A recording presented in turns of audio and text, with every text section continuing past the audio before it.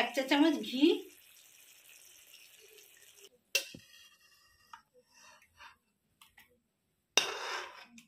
বন্ধুরা সবাই কেমন আছো? সম্পা রান্নাঘরে সবাইকে স্বাগত। আজকে আমি ডিমের কারি বানিয়েছি। কিভাবে বানিয়েছি সেটাই আপনাদেরকে দেখাবো। যে সকল বন্ধুরা আমার চ্যানেলে নতুন ভিডিও দেখছেন অবশ্যই সাবস্ক্রাইব করে আমার পাশে থাকবেন। আমি ডিমগুলো আগে থেকেই সেদ্ধ করে নিয়েছি। ডিমগুলো এবার ছাড়িয়ে নিচ্ছি।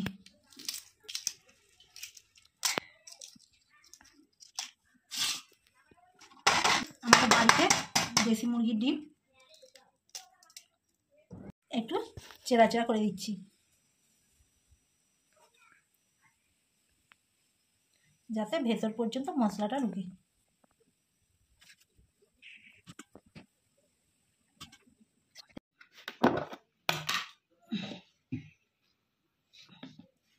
এবার এতে স্বাদ মতো নুন,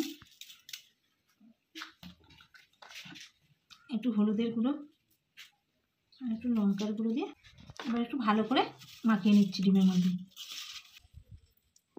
সরিষার তেল, ডিমগুলো মেখে রেখেছিলাম ওর মধ্যে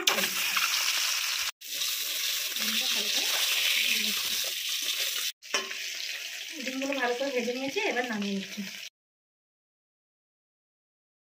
ডিম ভেজে নিয়েছি, ওই তেলেতেই মশলা কষিয়ে নেব। প্রথমেই দিয়ে দিচ্ছি গরম মশলা, এবার দিয়ে দিচ্ছি একটা শুকনো লঙ্কা, একটা তেজপাতা, আমি দুটো বড় সাইজের পেঁয়াজ কুচিয়েছি, পেঁয়াজ কুচি দিয়ে দিচ্ছি।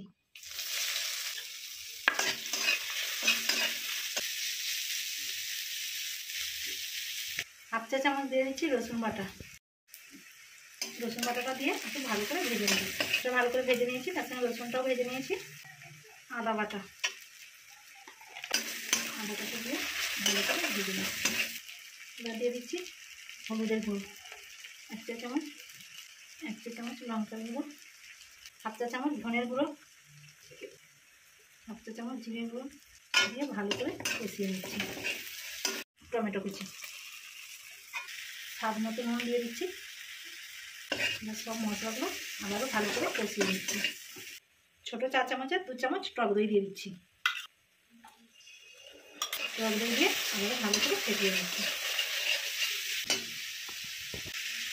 একটু মশলাটাকে ফুটিয়ে নেব, একটু ফুটিয়ে নেবো। অল্প একটু জল দিয়েছি, ডিমের ঝালটা ফুটে গেছে। এবার আমি ডিমগুলো দিয়ে দিচ্ছি সব। 1 চামচ কেচাপ, টমেটো কেচাপ দিয়ে দিচ্ছি। 1 চা চামচ ঘি,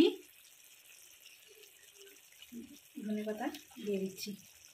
1 চা চামচ ঘি দিয়েছি আর ধনে পাতা কুচি দিয়ে নামিয়ে নিচ্ছি।